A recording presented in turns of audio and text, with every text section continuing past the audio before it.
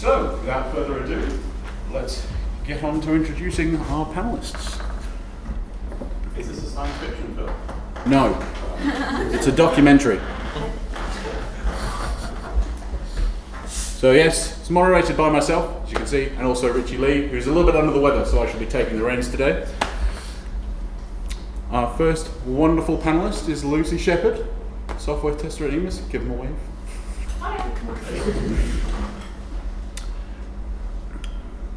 Next up is the lovely Rosie Hamilton, senior test engineer with Grid Smarter Cities, and you can find her at Twitter at that particular handle.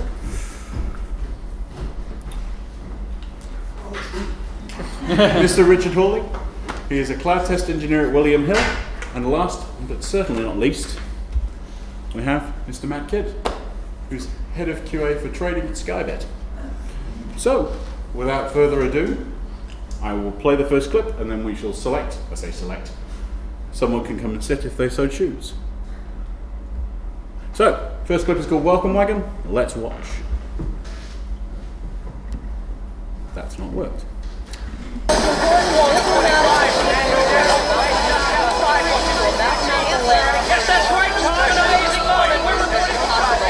Now, in light of our apparent inability to communicate with the visitors, Pentagon officials have retrofit the Skylift helicopter with a type of visual communications device. President. Now, this is not a military aircraft, but as you can see, We know. They're just commencing liftoff. and refitted with these enormous light panels that are attached to the hull and onto the sides. Echo 1, welcome wagon is in the air. I repeat, welcome wagon is in the air. Roger, welcome wagon. Echo 1, right beside you. Right, so there is a bit that I should have included in this clip, which I didn't. The response to this is he gets shot out of the air by the alien spacecraft, which might be potentially pertinent to the testing of this. So, with this in mind, if somebody had made this ridiculous decision to actually go ahead and use this form of communication to communicate with the aliens, how would you go about testing it? Is there anyone from the audience who'd like to join the panel? It's worth saying as well, by the way, that the way they communicate is actually just with a bunch of flashes on the helicopter. Cool, alright. Well, given there's no takers, I shall throw it over to the panel. Who would like to go first? I don't answer. Go on, Matt. So, they've made a massive assumption that they're going to be able to communicate with light. But my theory, when I'm thinking, if anyone's shining bright lights on me, and the example I'm going to give is if you're driving at night and someone's left full beam on and they're coming towards you in the car, that naturally gets me aggressive. So I can see why the aliens got aggressive, because I would naturally start flashing my lights back and tell us so. So, testing this theory. More angry.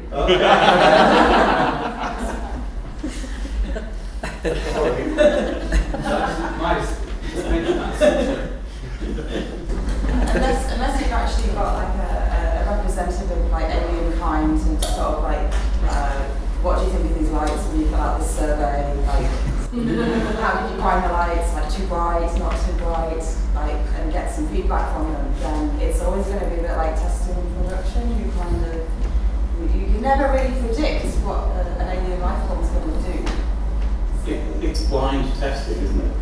Yeah. Here's a system in the guise of some alien spacecraft.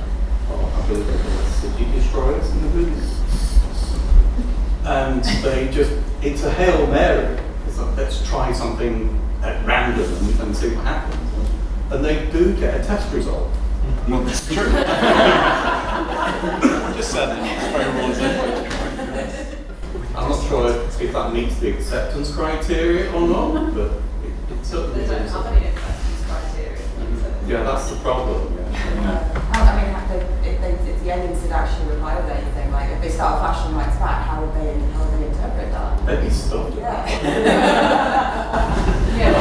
They haven't thought about the mind of the, I suppose, taken into the testing sort of context. They haven't thought about the mind of the user, they thought of it in their own context. So I suppose to kind of counter what you said about thinking about how you'd react to it, if you did flashing lights to another person, they would either get angry and start flashing back, or they would try and interpret the signal as something. So these people are assuming that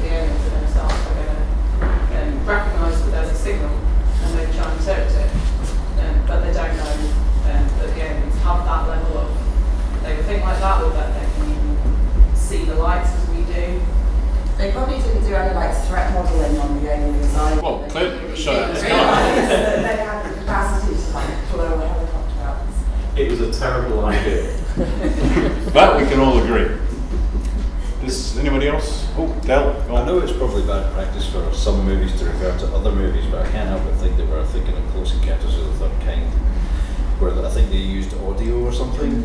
They kept playing the same audio, and then the alien spacecraft kind of farted the last two notes. They understand patterns, great. So whereas I'm thinking, well, they've come in a bloody futuristic spaceship. Of course they're intelligent. So there's no point in flashing lights at them to see, can you copy this?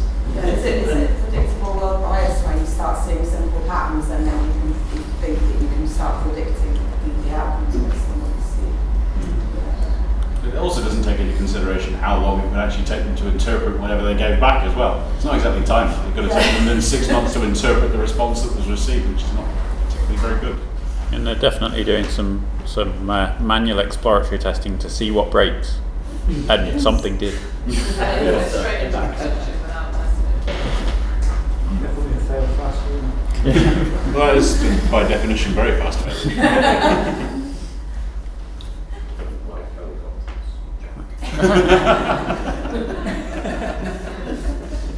I'm just saying that I don't know how much that helicopter cost, but it's several $1 million. Oh no, it was a really old helicopter. Oh, They okay. clearly didn't like, and he was close to retirement anyway. That's right. Several $1 million not having that. Here's a taunt. Go and do that. You know. And Yeah. also clearly marketing the idea on the news as this is going to work Yeah. without having tested it. So, something that struck me was that the president was watching news broadcasts of the event rather than having like a visual from within the helicopter feed. It did look more professional than Trump, to be fair. Well, that's not hard though, is it? Actually, I would probably test it on the government who makes those decisions, because as we all know, government is quite unpredictable as alien. So if we can make a quite long testing session with them, and if it works, we can might end with a... Do you mean like so nations With where they those don't speak like- English, for example? Yeah. No, just probably with those government who make that decision that it's a good idea to communicate with aliens through such a form. So probably if we could do it for a week or so with those people, and if they won't get mad, so maybe it's a good idea. Alright. Yeah, just testing their tolerance. Yeah, something like that. I think if I could improve that test in one small way, it would be to have attached a very large red flag underneath the helicopter and have it dance around in front of the alien spaceship. Yes. Or is it like giving them something to aim for? Yeah. So is the red flag a metaphor, or is it? Yes. Red flag to a Cool. Any more for any more? Or shall we move on to the next one? I'll take that as a guess. Right, so the next one is entitled, They're Using Old Morse Code. So quite sure. There's attempts to compile a list of casualties and losses, but information is sketchy at best. Well, we know we've lost the Belgian contingent in the Sinai. There's a strong possibility there may be more reinforcement hiding in the Golan Strait. What the hell is he saying? It seems they're getting a signal. Old Morse code.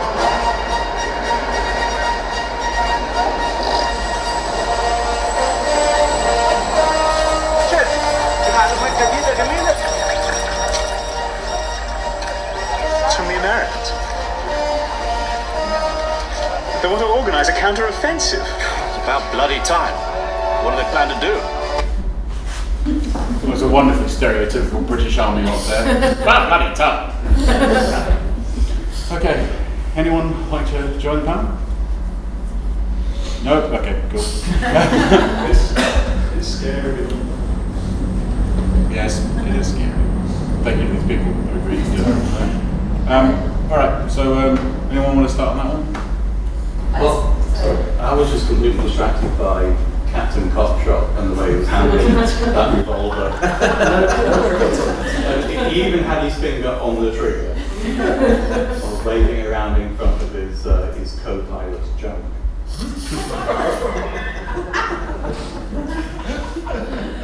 Not related to testing, but I think we've all worked with that guy. Sure, there's something to be learned from testing, yeah, to be fair. I especially like how they call it old Morse code to distinguish it from new Morse code. Yes. And it's almost like this is like the complete opposite of the one with the flashing lights, because they seem to be the Americans trying to communicate with the British soldiers without the aliens knowing. This is kind of like sort of encryption, like an encrypted message. So that's what they're using, sort of like obsolete. Except we've been broadcasting Morse code out into the ether for dozens of years. Was that new Morse code? Morse code 2.0. Do we need to just cover quickly what's going on in this game, just in case anyone's not sure? Well, yes, that's a good point. So earlier in the film, they discussed the fact that the satellites have been hijacked. We'll get onto a clip later on that explains this in more detail, but obviously we haven't covered that yet.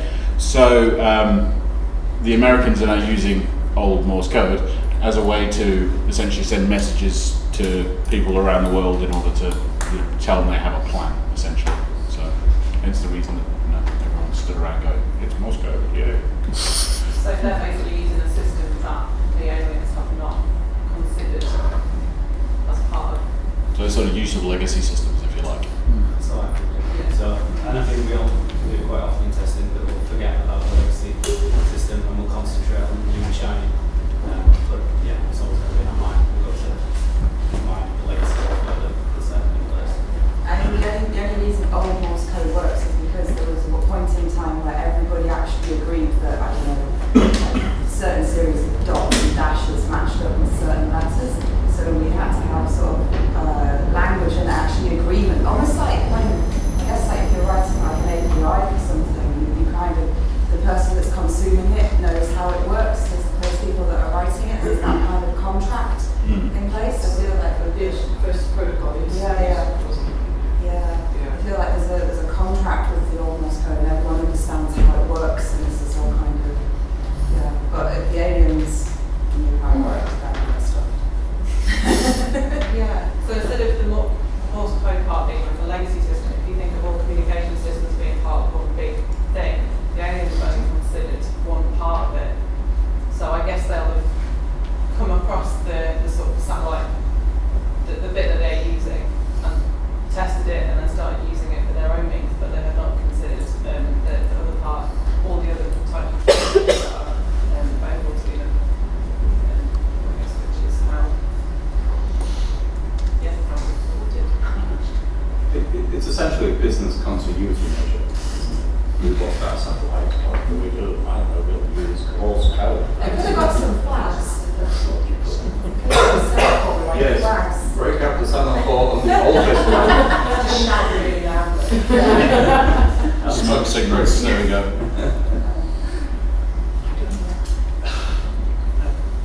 I guess it works because it is a universal language. We have other forms of digital communication that would work at extra low frequencies. Submarines communicate using very low frequencies because they're transmitted through the earth, but you don't need satellites or line of sight. The baud rate is really low, but not everyone is on board with that protocol, so you couldn't universally use that. I suppose they went back to the lowest common denominator communication. And I think a lot of the times, certainly in systems I tested, we don't really consider a plugs out test. What happens when we're in that primary system? What do we do then? Don't they use like old software, like really, really old stuff, like old ancient programming languages and stuff on like spaceships just because of the reliability? Yeah. So even though it is old Morse code, it's probably quite reliable. Reliable Morse code. Reliable Morse code. Essentially important. We're going to a dance. There's also a kind of accessibility question here, because you've got the the people who know Morse code and the people who don't, but also that Morse code is a broadly accepted standard, so it is quite widely accessible, but not perfect.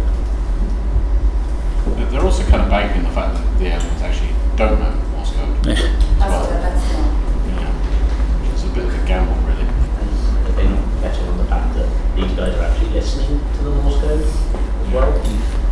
Yeah, that's a good point. Why Why we bother? Yeah, what communication system are they going to use to tell people to listen on Morse code? Yeah. I think we can all agree that this is also a terrible plan. So far, 2 for 2. Right. Okay, does anybody have anything else they want to... Oh, go on, Del. I was always curious about how they figured out to actually listen on the radio waves for Morse code. I mean, who advised them of that? Well, yeah, that's what Lucy was some saying, guy yeah. just tapping frantically on the... Someone will hear us, I don't know who. Please, for the love of God. And meanwhile, while they're trying to find someone who understands Morse code, they miss the entire message apart from but at the end. And say, well, there's no something to do with the but. That's all I got. Turns out there's just some teenager in a basement in Texas with his CB radio going, oh, Morse code, interesting. As a radio ham, that's actually quite common. They have they run contests quite frequently where you're just trying to contact as many people as possible, and you send out in Morse CQ, CQ, CQ, and over again, and someone will then you listen, and someone will come back to you on all sorts of random frequencies. And you search around on frequencies, and you're listening for this da. Can I ask you, this has been killing me since I've been watching these clips. I've been forced to watch these clips. That gun pointing at your junk, that's it. Captain Carter. That's right. We hear some Morse code in the sea. Do you know what it is? I do not. I'm not. Do you want us to replay it? No, I'm not. I'm not fast enough on my Morse. I have a B license, which didn't require me to pass a Morse test. I'll figure it out afterwards and tweet it out if anyone cares. Yeah. I think the only one who listens to the test match. He's got 198 long way on his stuff. I really hope it says in Morse code, this is a terrible plan. Please don't listen to us any further. Alright, grand. Let's move to the next clip.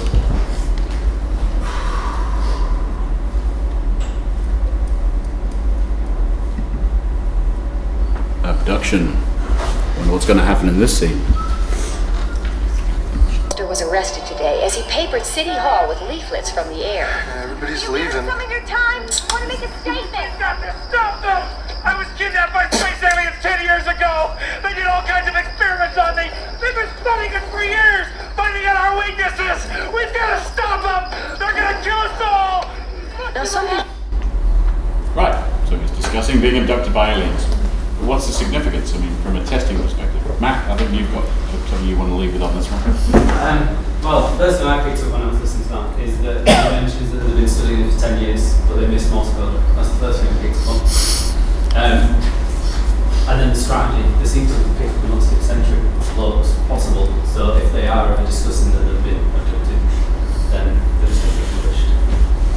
But then I was thinking, well, then they're going to have to take some decent computer scientists, and then it's later that we'll see that the aliens are using our satellites, so they're taking some decent computer scientists to actually understand our technology, and they can start to use it as well. Sort of kind of goes back to kind of almost like the selection of test data in this particular instance. It's like how they're going to get the most information from all of our systems. I felt that this was very much like, so sometimes as a tester, you've got to be prepared to stand up and be the only voice saying something's not right, something's wrong. And obviously this guy knows all about the aliens because he's been abducted by them, and like he feels like he's the one voice sort of standing up and saying, they're out to get us and this is happening, and nobody else is actually going to believe him. And sometimes in testing you do kind of get that, you have to be prepared to be that crazy voice that says, even though you guys think all of this is great, it's deleted my thing. I was here a minute ago, it's deleted it. It's courage, isn't it? Yeah, it's courage, it's bravery. It's bravery. being afraid to be labelled a nutter. Yeah. Welcome to testing. Exactly, yeah. Did anyone in the audience notice what his name is? Yeah. Yeah. Russell. Wasn't Crow, I want to say Crow. Please don't say Crow. The guy was Steve. Russell Case. Now, given that the alien experimented on him, would that make him a test case? That's what I have to do.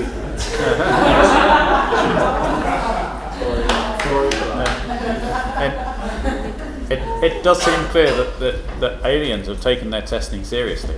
I mean, they've spent 10 years grabbing people and probing them to find out what we're like. When do you stop testing? When do they stop testing? Yeah, they obviously decided to stop.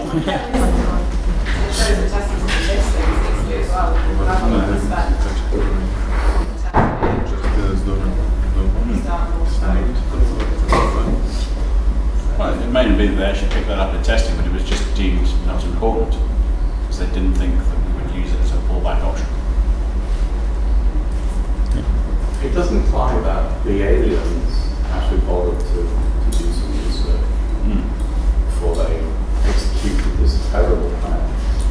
Yeah, they could just jump in blindly. They were like, let's just do some experiments. A bit like Agile, quick experiments over 10 years. Iterate. Well, perhaps they were doing waterfall because they did do a big bang. Yeah.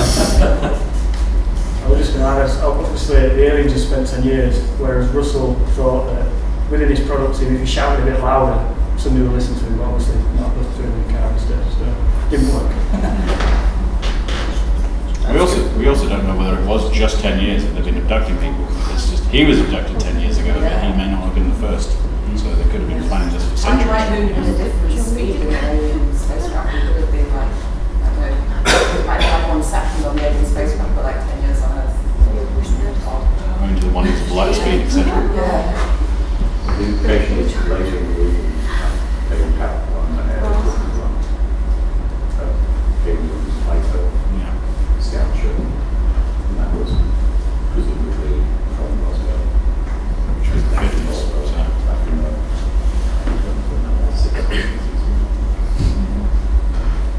Do we know if the aliens are also testing the production? I suppose they've got no choice really, have they? They could have a staging human or something. Human farm. We prod them, let's see what happens. But it did seem to make an awful lot of sense that they took 10 years to do whatever they did to that chap, but their invasion was really based on technological superiority rather than sort of, our physical form is superior to yours. It was like we had spaceships and shields, and it didn't really matter if they were physically inferior to us or not. Yeah, I suppose it depends if they were looking at it from the point of view of like doing the least possible harm to the planet, given that they've obviously got specific designs on the planet itself. So they could have come and just nuked us all, but then would that mean that the resources, for example, that might be after get obliterated as well?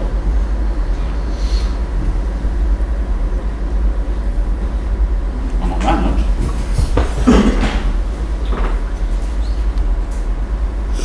right. So I'm going to play this clip and the next clip together because they basically kind of set the scene and then explain it a bit further. So. Causing all the distortions in our broadcast. David, are you watching this? No fear. Absolutely no evidence that these phenomena are endangering anyone. Thus far, reports of aggression. What? Marty, listen to this. I got a lock on the pattern of that signal, and so we can filter it out. But if my calculations are right, it's going to be gone in like 7 hours anyway. It's reducing itself every time it recycles, so eventually it's going to disappear. So it's discovered a signal. Officials reporting more ships have just arrived over the capitals of India, England, and Germany, bringing estimates up to anywhere from 10 to 15 of these city-sized spacecraft. I know, Ma. Just try and stay calm. As to why these ships... Tell her to pack up and leave town. Why? What happened? Just do it! Ma, Now listen, get your stuff together and head for anesthesia. Don't argue with me, just go! David, why'd I just send my mother to Atlanta? David! David, talk to me. You hear me tell you that the signal hidden in the satellite feed is slowly recycling down to extinction? Not really. Countdown. We're gonna count down to what, David? It's like in chess. First you strategically position your pieces, then when the timing's right, you strike. See? They're positioning themselves all over the world, using this one signal to synchronize their efforts. In approximately 6 hours, the signal's gonna disappear and the countdown's gonna be over. And then what? Checkmate. Oh my God. Oh my God. Oh my God, I gotta call my brother. I better call my housekeeper. I gotta call my lawyer. Forget my lawyer. Ladies and gentlemen, the President. So, just to give a little bit of backstory, this is actually quite near the start of the film. This is when Jeff Goldblum has worked his magic with zeros and ones to figure out that something is afoot. So, start with you, Rich, because I know you've got a very good point on this one. Several things bother me about this particular clip. And it's not actually shown in any of the clips, because just before he enters the office, he actually is on a bicycle. Now, just hold that thought for a second.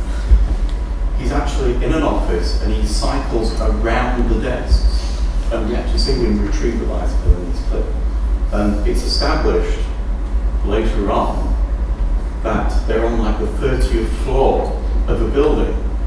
So in order for him to logistically get that bicycle up there, he has to enter a lift or carry up the stairs to the 30th floor, get on his bicycle, cycle up to the doors, swipe in, and get back on his bike, and then cycle around desks. But there's no time, Rich. Sorry. If that isn't virtue signaling, I don't know what it is. But he's very into this idea of recycling, and he uses the word recycle in this clip in reference to the alien signal. I think most of us would perhaps use the word cycle, but recycle is used. So to me that implies that he's identified the signal, but it's getting shorter. It's the same signal that gets shorter. So reusing. So yeah, reusing a binary string, and that opens up this vulnerability in their communication system, because if it's just recycling an existing signal but truncating it, then you could inject numbers into that and they would also propagate throughout the signal network. Presumably they don't know how to create a brand new signal each time. I don't know. But Yeah, no error correction. Yeah. Don't really know what the signal is. It just seems to get small. You could tell an awful lot from a single A4 sheet of paper. Yeah. Is what I was thinking. Printed with ones and zeros. Which were also quite large, I might add. There wasn't an awful lot of binary on that one sheet of paper. Like, 6-point font. It was some pretty sizable. I think at least 12 to 14 point. But it's like, if you think about like binary, like how many zeros and ones you need to just represent like a number, is it? And then like how many are on a piece of paper? You probably need like a phone book of binary signal to like start spotting a pattern in it, because that's what he's doing. He's not actually interpreting it. He's just he's looking for patterns. Yeah, or frequency analysis, which is the sort of analysis that you would do when looking at unknown binary streams. You start looking for patterns. You do this for genetic algorithms. Yeah, isn't that what happened like the CRISPR thing? Yes. They went, CRISPR's like a way of editing DNA, and they found these, is it something like this, like a repetition? So they found like the same sort of thing repeating again and again and again, and they're like, oh, this is interesting. And then I think it was sort of they gave, it was like, was it viruses and bits of DNA? And they were basically, they found a way to like copy and paste, you know, like when you cut something and you paste it in.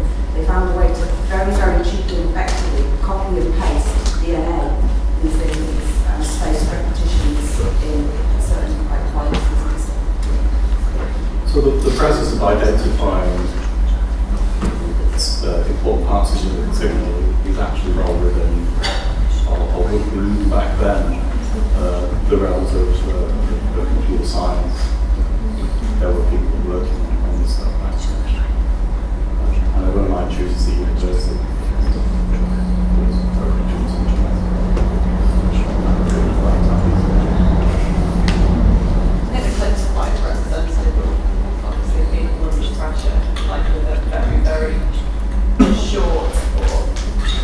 Short time limit, hardly any time to fix it now, so maybe if you're coming up to a deadline and you've suddenly got a lot more to do than you thought you did. It's like, you see quite a lot of Jeff Goldblum do it. He makes a lot of assumptions in his clips, and it obviously is very clever, so he figures out what's going to happen and what he thinks is going to happen. It does quite a bit of forward planning, so it kind of puts together a massive test plan, if you like, in about 3 seconds. He does assume it is a countdown, doesn't he? Yeah, that's a big part's going to happen again. Yeah. And he communicates that quite well with someone who obviously has, a different worldview. Communicating that it's a countdown and something's going to happen at the end of it and it's going to be bad. Yeah, it's communicated really well. Yeah, he's under pressure and he's doing what he needs to, whereas the other dude's just going mental. It's like a I don't know, project manager as opposed to tester. Just going sorry.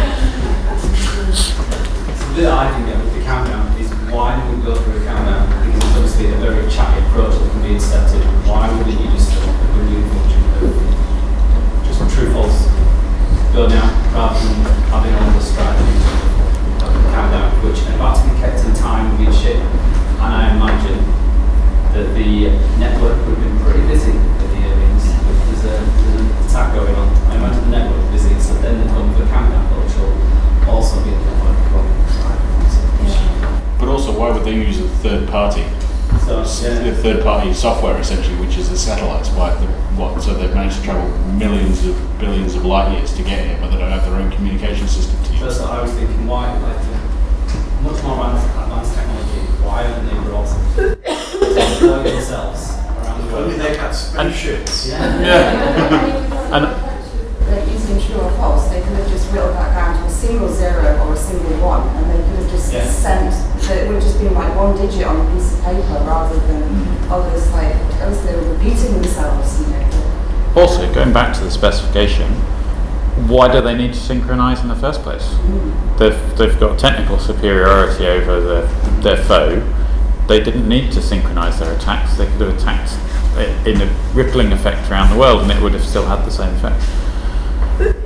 So maybe over specification.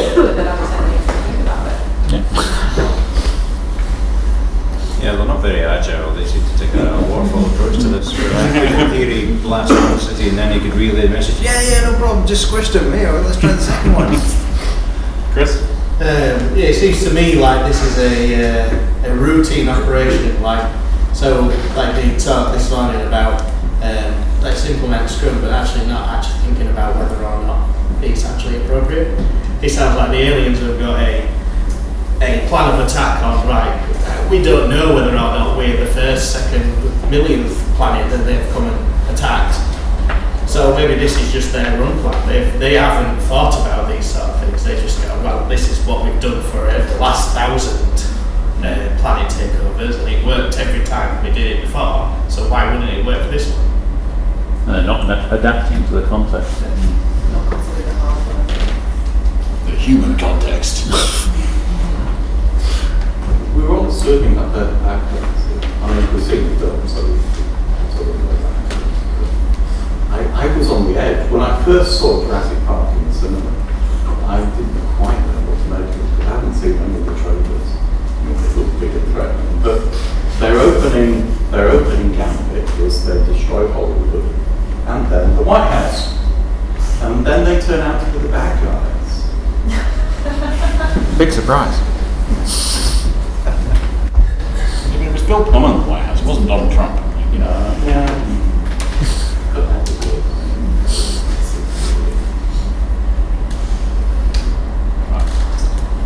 Move on to the next one.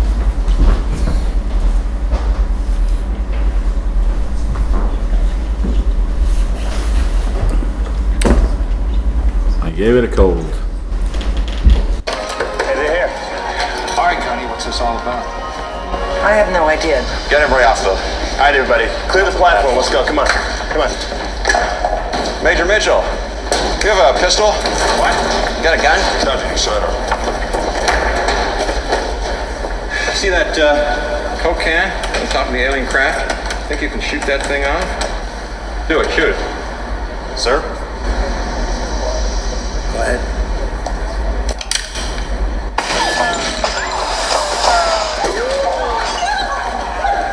No, sir. My fault. My fault. That Coke can was protected by the craft's shield. We can't penetrate their defenses. We know that already. What's your point? Right. My point is, if we can't beat their defenses, then we got to get around them. Major, one more time. Anytime.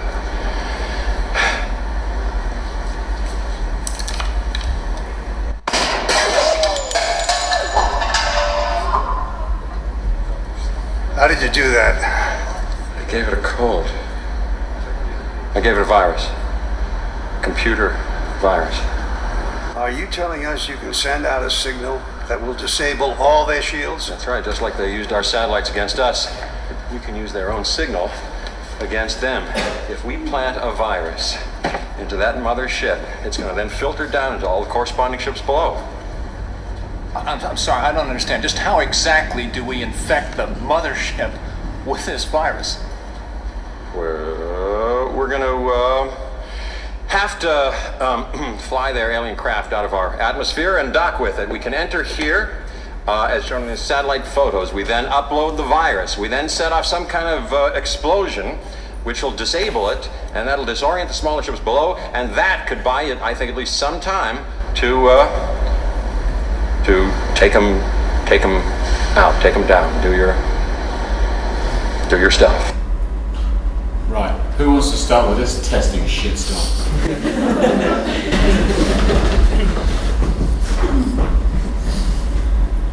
First of all, I just want to say that is an amazing proof of concept demo, and one of the reasons why I'm no longer allowed to give them a gun.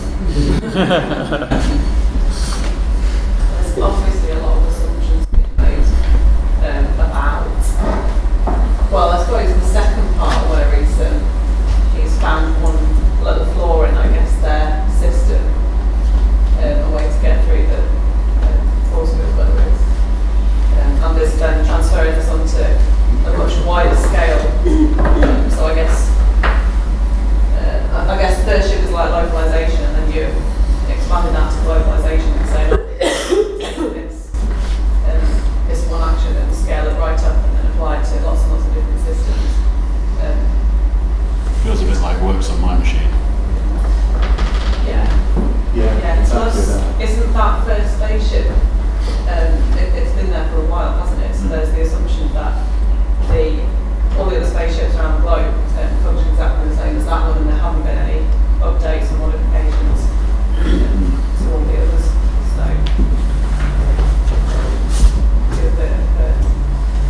I got really curious when I was watching this clip, and I actually paused the video to see what was on the screen of the computer, and it said, it had a picture of the spaceship, and then the title bar above it, I think it said C++ Trojan horse.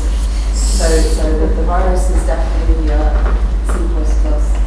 And it's kind of amazing how like C code can just interact with an alien spaceship with a dimension. However, we do know they use binary, so there is at least some commonality between our system and theirs.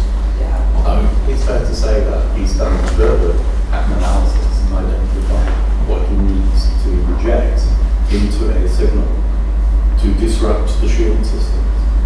So I think we're not seeing the background work here, but it seems fairly solid to me. He's just making the assumption that this will work on a node and not the master.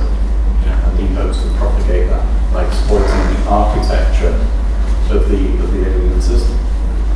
And I think it's pretty much what a lot of IT tech does. They look at architecture and figure out how to exploit that to tackle the system.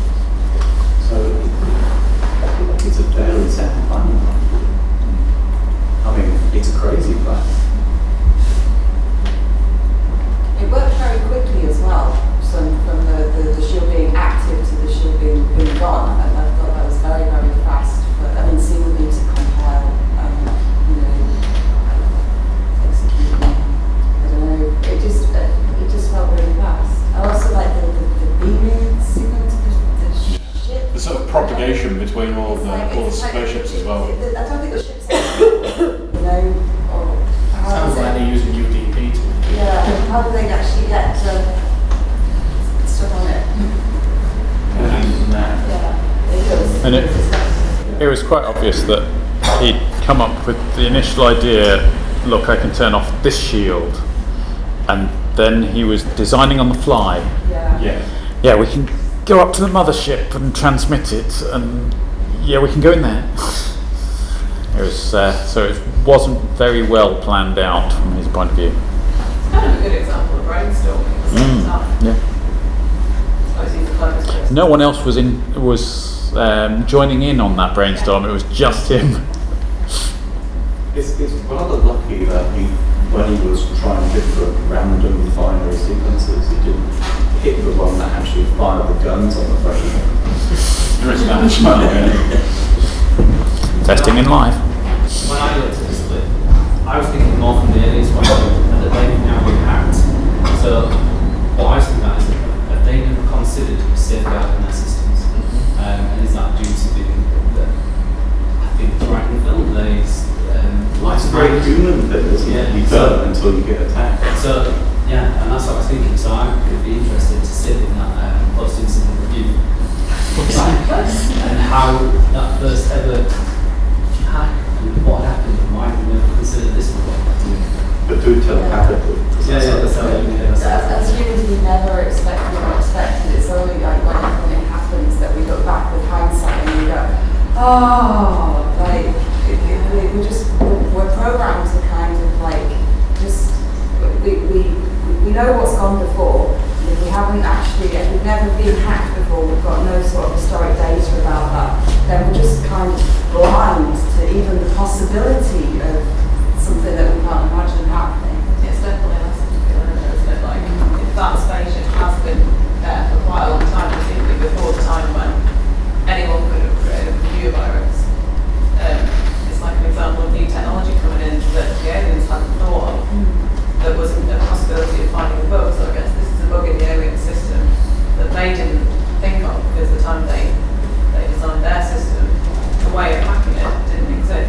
It also presented a risk as well. If they're used to being a superior race, it doesn't matter if they've got vulnerabilities in their system because no one can do anything with that. Sometimes it can be something, it's like the Hatton Garden heist, wasn't it? They just, they had the most sort of sophisticated door locking system known to man, but the bloke's just got a massive drill through the wall. Yeah. This is kind of what it reminds me of. It's like, it looked like he used a pretty simple way to get into there, but like you were saying, the technology wasn't there at the time. The 70s or whatever, when that was built, there wasn't these massive drills that could go through sort of 6 feet of concrete. It's a difficult thing to do though, like Rosie was saying, it's really, you just don't think to think, if that makes sense, you don't think, oh, how else could somebody find a way in here? We've got our security systems, we've proved that they all work, that's all we need to do. We'll just keep testing that they work, but we don't think what around the other side ways. You think as a species we would actually learn to kind of recognise that unexpected stuff happens all the time. I mean, think about last week, how many unexpected things have happened to you in the last week. You know, there's things that you can't predict and you just be aware of. Yeah, there's also, I think there's different types of randomness as well. So and that's something you can't rely on automation for at all. So automation is for the existing stuff. People should be for the thinking outside the box, if you like. You should have organised a pen test then. Well, they didn't need to because the only samples that the aliens wanted to get were alcoholic dust crops. Yeah, someone's getting fired for that.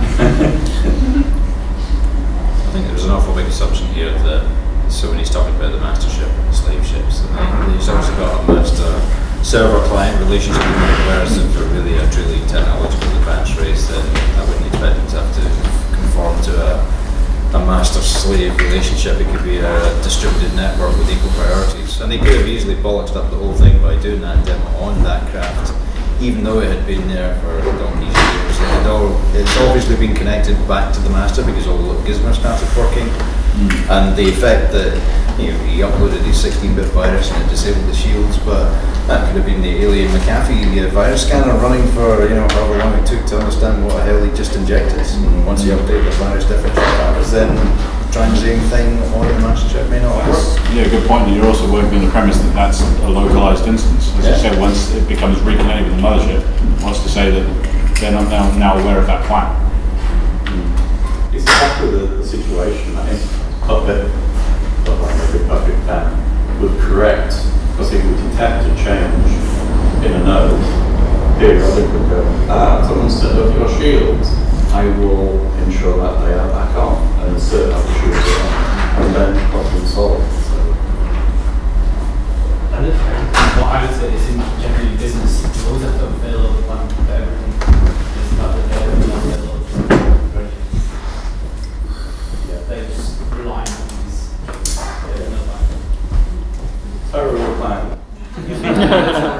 Rich's theme for this evening, it's a terrible plan. Okay, right, we've got about 10 minutes left, so we'll just move on to the last clip.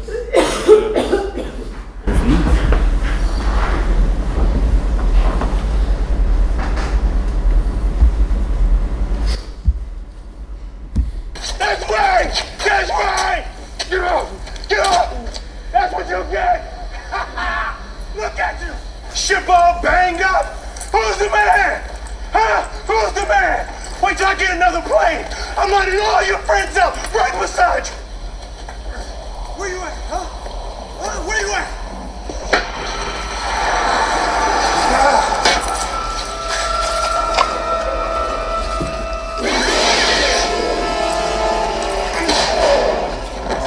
Welcome to Earth.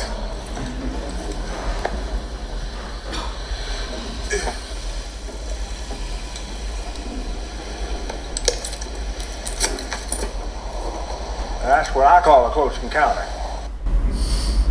Will Smith is One Punch Man.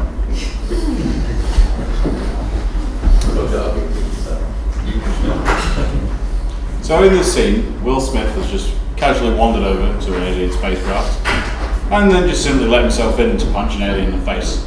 So how has he gone about getting into that spaceship? Well, they cut out, but you didn't see in the movies, 20 minutes he spent wandering around trying to find a way in. Well, yeah, this is my point. So if you're looking to exploratory test your way into this spacecraft, how would you go about that? Clearly just to basically just rip the door off, but let's pretend he hasn't. I think this is great because it shows just, I guess it's an example of somebody who hasn't seen the system before and they're going, right, what we're going to do to break this? Just go straight in any way they can. Straight away, until they found a massive bug.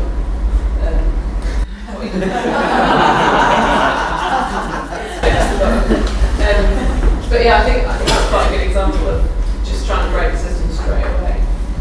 The other way you can look at it is he's a user, and maybe he's got into the system in a way that the testers didn't think of. I mean, the door's quite obvious, but he could be seen as a user just finding a bug straight away that he wouldn't really want in life. It shows the value of black box testing, isn't it? He knows nothing about that alien spacecraft. He's just going, oh. He's not scared of finding bugs. Brute force entry. Yeah. Maybe the aliens weren't expecting that. I don't know, I got nothing. Yeah. It's fun seeing Will Smith on screen, punching an alien under the witty one-liner. Yeah. But that wasn't really the alien, though, was it? That was the alien in their armour. Yeah. As it were. And that was the same alien that tore into the group of people that were trying to cut him open later on. Oh, but they weren't Will Smith. So, not only do we know that the alien armour is susceptible to punches in the face, but it's not bulletproof because they shot him later on, I think, while it was still in the armour. So there's a lot of valuable information gained purely from that. So there's a lot of susceptible to blunt bullet trauma. Encounter thinking, yeah, okay.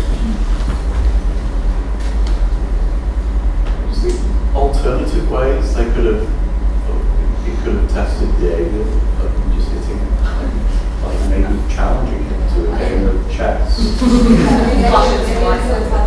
Poison on it, or like acid on it, or like could have like infected with a disease. He's never seen aliens, clearly. Yeah. But he just like doesn't care for his own safety. Just wants to punch the alien, like get the job done.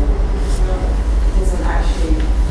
It's also nice that he's assumed that a single punch will knock it out permanently. Yeah, rather than just making it angry. If I was in that position, I don't know if I would try to open it actually. Yeah. I don't know if I would just leave it alone. Yeah, you good, I'll just... Or maybe just like get some dynamite or something and kind of like detonate it from a safe distance. Just kind of blow it up. Ah, the old dynamite approach. Old dynamite, not one of that new fancy dynamite. 2.0. He was obviously on a high after just having a big success, and then does something stupid. Right, well, that concludes our panel discussion, slightly earlier than planned. So here's a little treat for you all.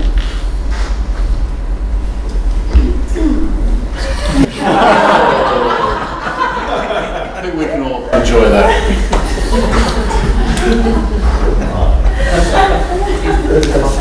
Yeah, that was a nice touch.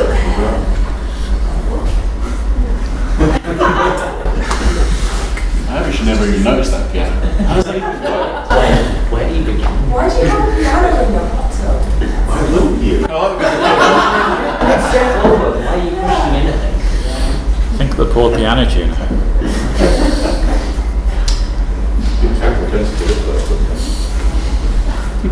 Is that actually a movie still, or is it just like... No, that apparently is an advert for light bulbs. Yeah, which of course makes perfect sense. I mean, that's what I think when I see that. I think light bulbs. Why is it an advert for light bulbs? Why is it not an advert for light bulbs? Well, you can see it, right?